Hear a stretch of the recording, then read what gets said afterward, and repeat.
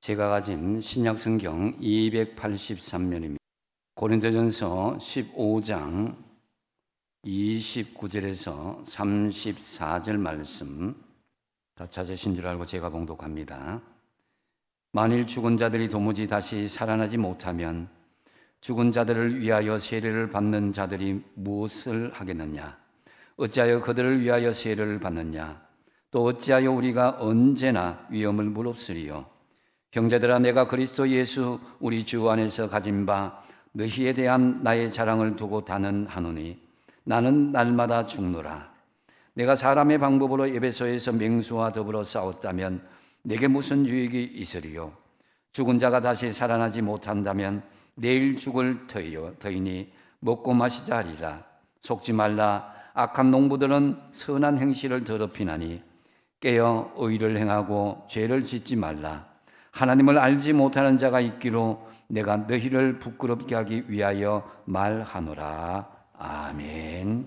우리는 부활절 이 시기에 부활의 기쁨을 막 이렇게 많이 에너지가 넘치고 부활의 은혜가 넘치는 것을 하지만은 사실은 이 부활의 은혜가 부활의 기쁨이 1년 365일 동안 계속 여러분들이 가지고 있기를 바랍니다.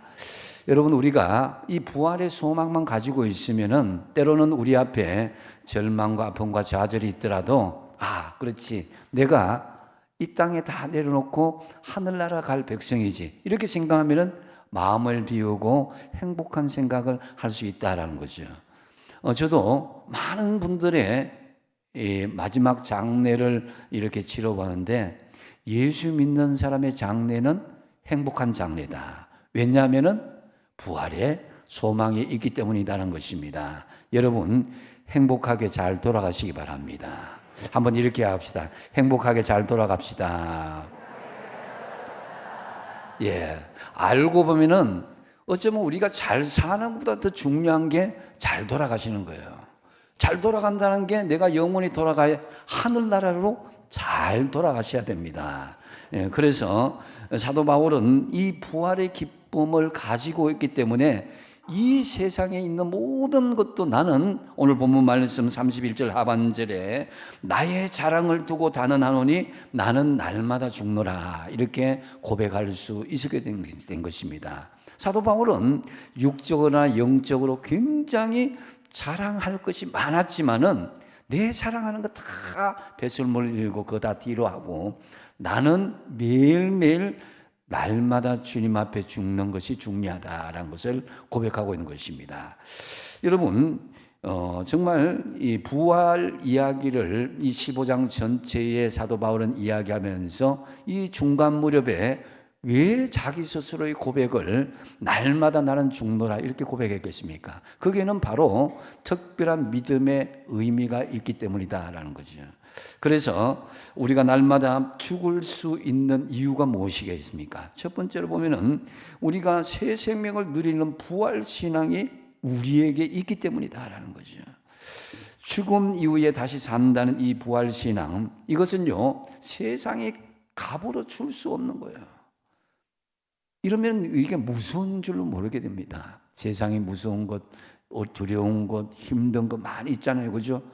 내가 이 모든 거 다 끝나고 하나님이 나를 불러주시고 영원한 하나님 나라로 이끌어 주시겠지, 이 생각을 가지고 있으면 흐뭇하고 행복한 생각이 드는 거예요.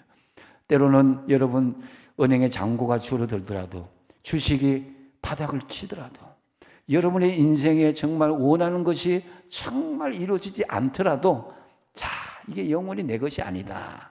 결국 나는 부활할 하나님의 자녀로서 하늘나라 갈 백성이지, 있다가도 없고 없다가도 있는 것이 세상 것이라는 거예요. 내가 건강할 수도 있고 여러분 건강하지 않을 수도 있는 거예요. 돈이 있을 수도 없고 없을 수도 있는 거예요. 내가 잘 될 수도 있고 못 될 수도 있는 거예요. 그러나 영원히 변하지 않는 것은 내가 부활 신앙을 가지고 있는 거예요. 그러면은 그 세상에 그것에 일희일비하지 않고 주식이 떨어지거나 올라가거나 집값이 내려가거나 올라가거나 코인이 떨어지거나 말거나 우리는 언제든지 주님만 바라보고 부활 신앙으로 승리할 수 있음을 믿으시기 바랍니다. 그래서 29절에 보면은 한번 읽어보겠습니다. 시작. 만일 죽은 자들이 도무지 다시 살아나지 못하면 죽은 자들을 위하여 세례를 받는 자들이 무엇을 하겠느냐? 어찌하여 그들을 위하여 세례를 받느냐? 아멘. 자, 그 당시에는 예수님을 믿고서 세례를 못 받고 죽는 사람이 있어서 예수를 믿었는데, 그래서 안타까운 마음에 대신 세례를 받아주는 그런 풍습이 있었다고 합니다. 하지만 바울은 부활의 소망이 없는데 그런 의식적인 세례는 아무런 의미가 없다는 거죠. 그래서 바울은 그래서 날마다 나는 죽노라 이 말을, 종교개혁자 말틴 루터는 이렇게 날마다 죽노라를 한마디로 이야기해. 나는 데일리 베프티즘이다. 매일 세례다는 거예요. 나는 매일 세례를 받는다. 이렇게 자기를 그렇게 고백하고 있습니다. 여러분, 세례 받는다는 의미가 뭡니까? 물속에 푹 잠긴다는 것은 나는 죽는다는 것이고, 다시 물속에서 나온다는 것은 씻겨서 내 안에 새로운 피조물 예수 안에서 나는 새롭게 살아나는 그런 의미가 있는 것입니다. 여러분, 내가 날마다 죽는다. 매일 내가 세례를 받는 심정으로 살아가시기 바랍니다. 그래서 우리가 날마다 죽는다 하는 것은요, 정말 나는 죽고 부활하신 주님이 내 안에 계심으로 새 생명을 누린다는 거예요.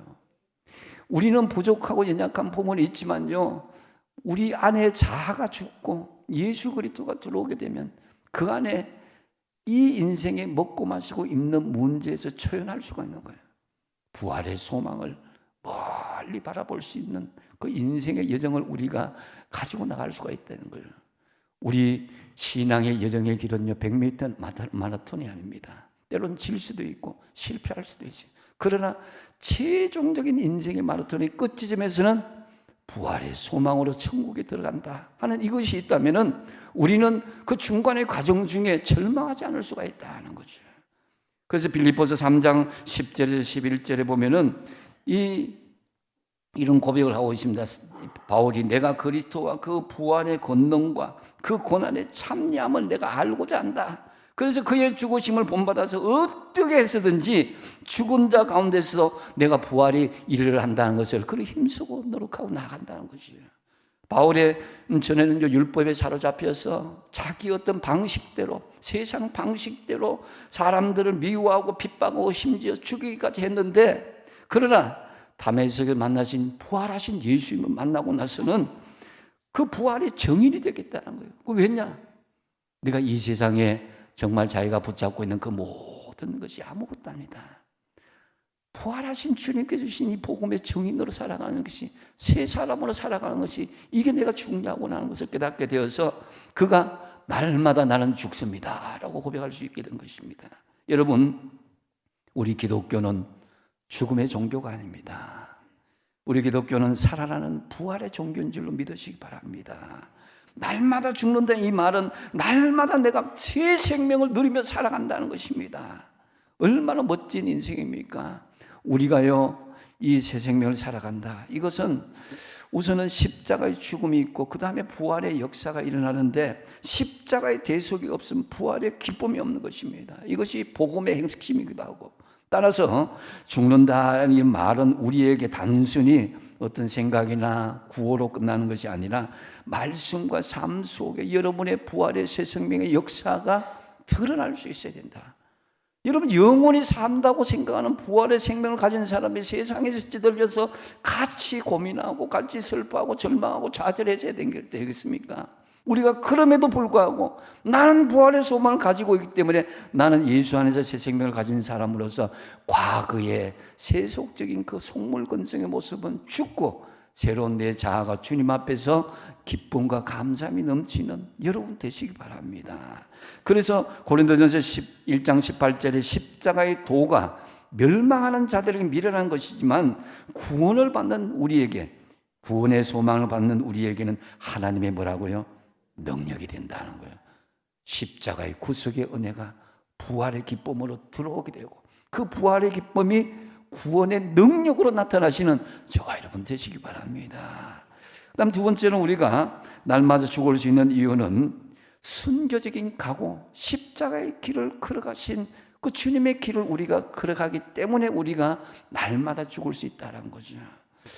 그래서 여러분, 우리가 만약에 예수님의 십자가의 죽음의 길을 우리가 본받지 않는다면 이 길을 따라갈 의미가 없는 것입니다. 부활의 첫 열매가 되신 그 예수님께서 십자가의 죽음을 통해서 본을 걸어가신 거예요. 그래서 자신의 산제물을 드릴 수 있는 것은 우리를 위해서 십자가의 길을 걸어가시고 부활의 주님의 모델을, 첫 열매를 우리에게 보여주시기 위함이다 하는 거죠. 그래서 이제 우리는 죽기를 각오하고 십자가의 길을 걸어갈 수 있어야 된다는 거죠. 이순신 장군이 마지막에 한 말이 뭡니까? 죽고자 하면 살고, 살고자 하면 죽는다. 이 정신이 바로 여기 있어야 된다. 예수 믿으면 그 정신이 있어야 됩니다. 내가 날마다 죽습니다 하면은 살아나는 역사가 있다는 거죠. 30절 말씀에 보니까 또 어찌하여 우리가 언제나 위험을 무릅쓰리요. 우리가 어찌하여 언제나 위험을 무릅쓸 수밖에 없는 것입니까? 우리를 위해서 십자가를 죽으신 주님 때문이라는 것입니다. 솔직히 우리는 지금 죽을 각오로, 순교할 각오로 예수를 그만큼 믿지는 못합니다. 현실이 그렇습니다. 왜냐? 내가 죽기를 각오를 하면 여러분 직장에서나 일터나 이웃 주민들 가보면 지금 돌았나, 정신이 빠졌다, 이렇게 생각할 수 있어요. 왕따 당하고.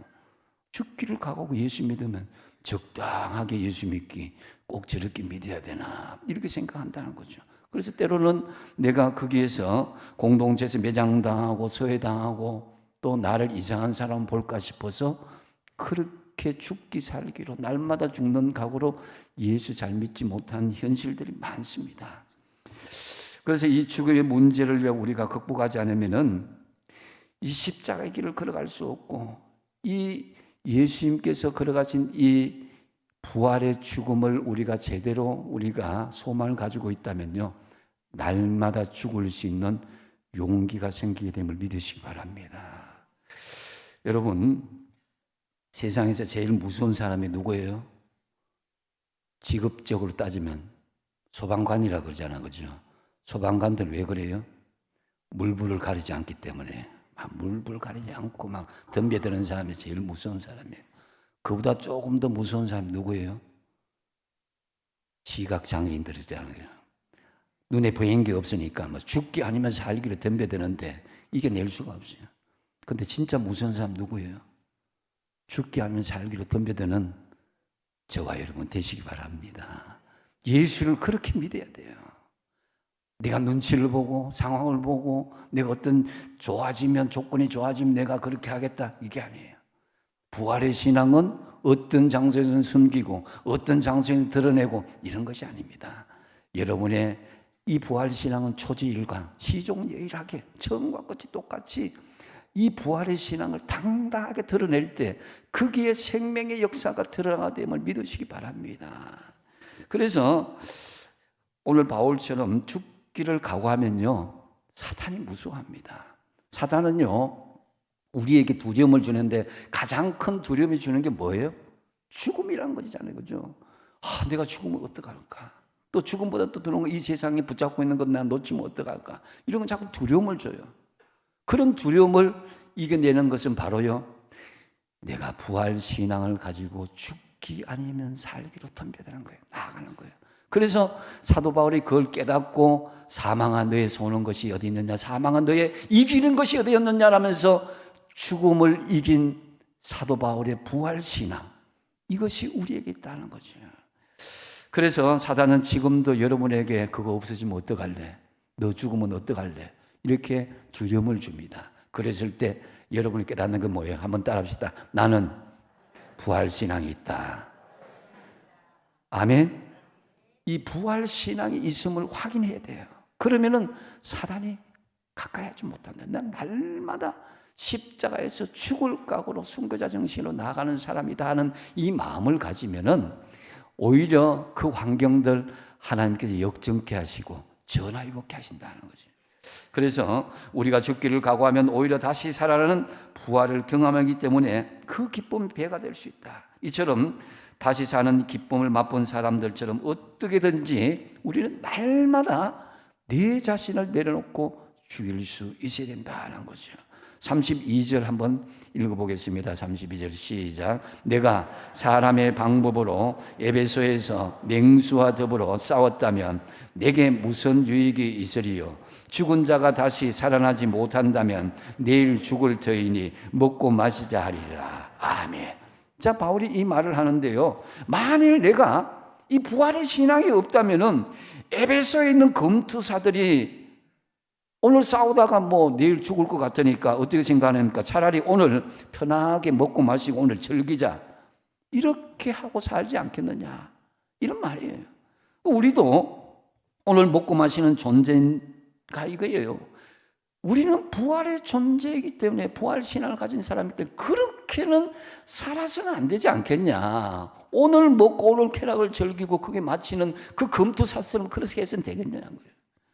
여러분, 역설적으로 우리는 언제 우리에게 두려움하고 위기가 오는 줄 아십니까? 오히려 죽을 각오가 되어 있지 않을 때, 내가 오히려 조심하고 두려워하고 벌벌 떨 때 위기가 올 수 있다는 거죠. 저는 이 시간 여러분에게 분명히 말씀드립니다. 십자가의 길을 걷고자 결단하지 않고는 부활의 소망이 우리에게 오지 않습니다. 그래서 바울은 날마다 죽노라고 고백할 수 있었던 것입니다. 바울의 삶은 끊임없이 내어주고 또 내어주고 자신을 죽기까지 그렇게 복종하게 된 것은 정말 이 십자가의 부활의 신앙이 있었기 때문인 것입니다. 이제 바울의 고백이 저와 여러분의 부활의 고백으로 이어지시기 바랍니다. 세 번째로 날마다 죽을 수 있는 이유는 옛사람은 죽고 나를 부인하기 때문에 나는 날마다 죽노라 바울이 고백할 수 있었습니다. 여러분, 우리 인생살이는 가만히 정체된 게 아닙니다. 우리 안에서도 싸움이 있고 사람들끼리도 싸움이 있고 나라들끼리도 싸움이 있고 또 자연과의 그런 싸움이 있습니다. 그래서 이 싸움이란 것이 끊임없이 이어지는데 가장 힘든 싸움이 뭡니까? 자신과의 싸움이 제일 힘들다 그랬습니다. 그래서 여러분, 헬라 철학자 플라톤도 인간 최대의 승리는 내가 나를 이기는 것이다 라고 말할 정도로 자신과의 싸움이 쉽지가 않습니다. 그래서 바울은 50절에 이렇게 고백하고 있는데요. 같이 한번 읽어보겠습니다. 시작. 형제들아, 내가 이것을 말하노니 혈과 육은 하나님 나라를 이어받을 수 없고 또한 썩는 것은 썩지 아니하는 것을 유업으로 받지 못하느니라. 아멘. 여러분, 이가 혈과 육이 뭡니까? 썩을 것을 이야기하는 거예요. 이 세상 것, 육신의 정욕, 안목의 정욕, 이생의 자랑들, 이런 것들을 이야기하는 것입니다. 그래서 우리가 부활하여서 하나님의 유업을 받으려면요, 세상에 이런 것에 얽매인 자가 되어서는 안 된다는 것입니다.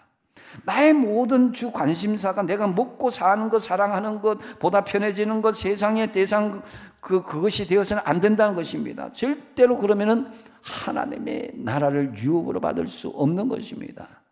어떤 사람은요, 계속 돈 하는 거예요.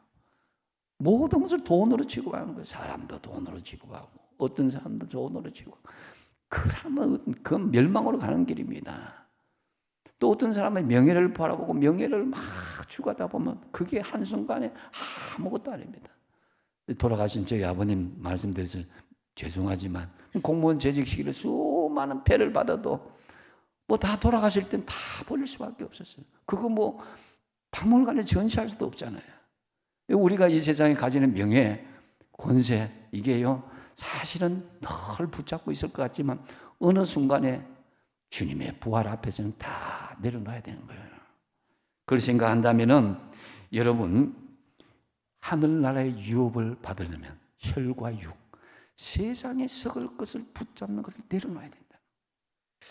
그래서 53절에 같이 한번 읽어보겠습니다. 시작. 이 썩을 것이 반드시 썩지 아니할 것을 입겠고 이 죽을 것이 죽지 아니함을 입으리로다. 아멘.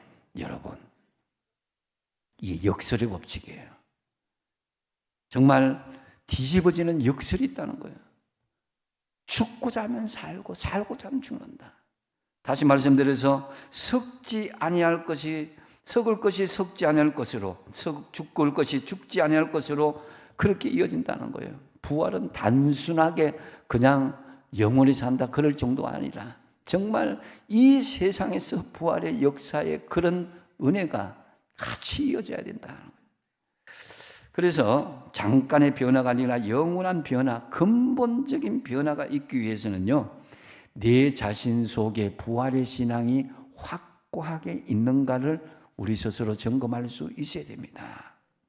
여러분, 영원히 사는 부활 신앙을 택하겠습니까? 지금 10억짜리 그 집을 가지고 택하겠습니까? 한번 택하라고 못 택하겠어요? 지금 내가 영원히 건강한 걸 택하겠습니까? 영원히 건강할 수는 없지만 지금 건강을 회복한 걸 택하겠습니까? 부활의 신앙을 택하겠습니까? 부활의 신앙을 택하는 여러분 되시기 바랍니다. 지금 우리가 가지고 있는 것, 손에 쥐고 있는 것 영원하지 않습니다. 어느 순간에 아무것도 아닌 것처럼 지나가게 되는 거예요. 여러분 가끔씩 동창회 만나잖아요. 그죠? 20년, 30년, 저도 초등학교 졸업한 지가 벌써 50년 넘었는데 50년 이렇게 뒤에 만난 친구들을 보면은 똑똑한 사람이 계속 똑똑하지 않더라고요. 저 바닥에 있는 친구도 있고 좀 어리하게 보이는 애들도 저 위에 있는 애들도 있어요. 우리 인생이 그렇더라고요. 근데 그것도 알지 못해요. 또 끝까지 가봐야 돼요. 진짜로 우리 인생의 마지막 릴레이 주님의 죽음의 부활 순간에 정말 부활의 인생이냐, 영영 지옥에 떨어질 인생이냐, 그게 이제 우리 인생의 결판 나게 될 것인데 지금 우리의 모습들을 냉정하게 되돌아보자 이거예요. 나는 과연 이 부활 신앙을 가지고 세상의 것에 흔들리지 않고 초연할 수 있겠는가? 여러분이 정말 간절히 바라는 그 소원들, 여러분이 정말 붙잡고 있는 그것들 주님께서 내려놓고 나의 부활 신앙으로 들어가자. 쉽게 이야기하면 네 죽으라. 죽을 수 있겠냐? 할 수 있겠어요? 주님 오라 하시면 내려놓고 갈 수 있겠어요? 아멘 소리가 저기 조금만 나오는데 여러분 우리가 죽는 것 사는 것 생사여탈권은 주님께 있지만은 주님 오라 하시면 지금 갈아야 되는 것이 우리 인생입니다. 내가 붙잡으려고 해도 영원히 붙잡을 수 없는 것이 혈과 육이요 세상의 것이라는 거죠.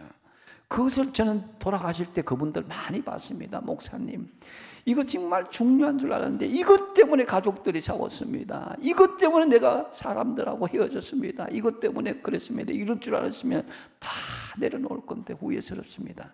그런 분 많이 만나봤습니다.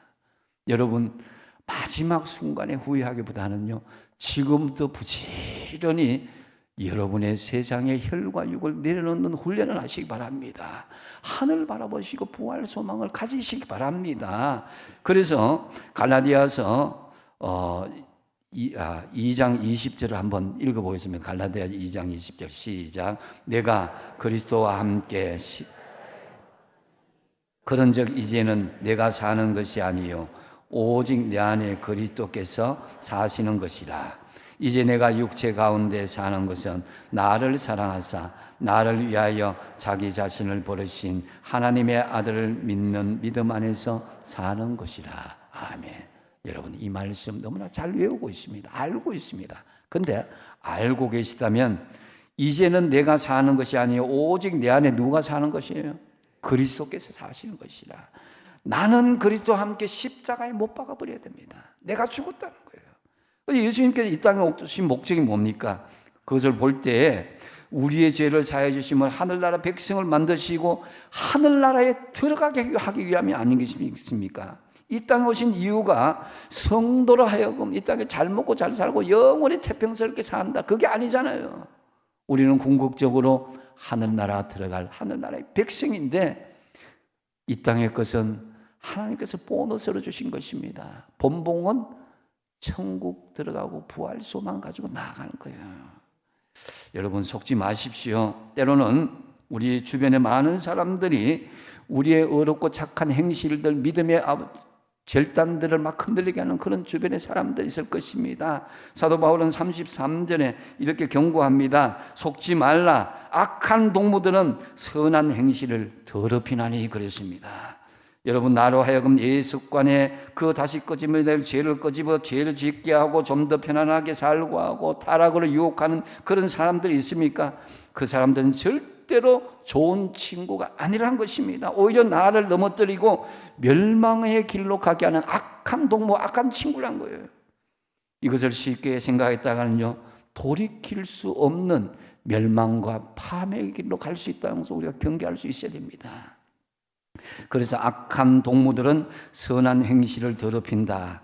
이 말은 원래 메난드로스라는 아테네의 희곡 작가의 타이스라는 작품에서 인용한 것이에요, 사도 바울이. 그래서 그는 기원전 321년에 첫 작품을 내어놓은 예로 100여 편의 작품을 쓴 것을 알려지게 된 것인데요. 지금도 메난드로스라는 이 지은 책이 지금 많은 사람들에게 읽혀지고 있습니다. 바울이 메난드로스의 말을 인용하여서 악한 동무들을 가리킨 것은 바로 부활이 없다는 세상 사람들 이야기한 거예요. 그들에게는 오직 오늘만이 중요합니다. 나중에 죽은 후에 즐길 삶이 없다면은 매일매일 그때그때 최대한 쾌락을 추구하자는 거죠. 요즘 그러한 문화가 너무 많이 있습니다. 옛날에는 돈 모으고 집 사고 뭐 차 사고 그렇게 했는데 요즘은요, 그거 없어요. 오늘이 세상의 마지막 날이라는 그런 마음으로 즐기는 그런 문화가 지금 많이 들어오고 있습니다. 그래서 여러분, 바울은 그런 자의 삶은 십중팔구 불의를 행하고 죄를 짓기 때문에 속지 말고 깨어 정신을 차리라는 거예요. 34절 같이 한번 읽어보겠습니다. 시작. 깨어 의를 행하고 죄를 짓지 말라. 하나님을 알지 못하는 자가 있기로 내가 너희를 부끄럽게 하기 위하여 말하노라. 아멘. 너희들을 부끄럽게 한다는 건 뭡니까? 이미 고린도 교회 안에도 그런 사람들이 있다는 것입니다. 이것은 고린도 교회만의 문제가 아니라 2000년 후에 지금 교회 안에서도 우리를 부끄럽게 하는 그런 친구들이 있다는 거죠. 그렇기 때문에 우리는 정신 차리고 의를 행해서 죄를 짓지 않도록 부활의 신앙에 굳건하게 설 수 있어야 되는 것입니다. 부활과 내세를 믿지 않는 자들은 현세적인 쾌락에 빠질 수밖에 없는 것입니다. 그러므로 우리도 바울처럼 날마다 옛사람을 죽이고 자기 부인을 거듭함으로 부활신앙으로 승리하게 되시기 바랍니다. 말씀을 맺습니다. 여러분, 부활신앙은 우리 기독교만의 특별한 신앙이고 따라서 이 신앙이 바로 기독교의 중심을 이루고 있습니다. 어느 종교가 자기의 스스로 죽고 부활한 그런 역사가 있겠습니까? 다 무덤이 있는 종교지만 우리는 무덤이 없고 다시 부활할 소망이 있는 종교입니다. 그렇기 때문에 첫 번째로 뭡니까? 우리가 날마다 죽을 수 있는 이유가 뭡니까? 새 생명을 누리고 부활신앙이 있기 때문이다 하는 거예요. 두 번째 뭡니까? 예수님께서 십자가의 길을 가셨기 때문에 우리도 날마다 죽는 순교적인 각오로 나아간다는 거죠. 세 번째 뭡니까? 그렇기 때문에 우리는 옛자가 옛사람을 죽이고 그리고 자기 부인을 할 때 거기에 온전한 부활의 소망이 있게 된다는 것을 볼 수 있습니다. 날마다 여러분 부활신앙으로 믿음으로 승리하시기 바랍니다. 기도하겠습니다.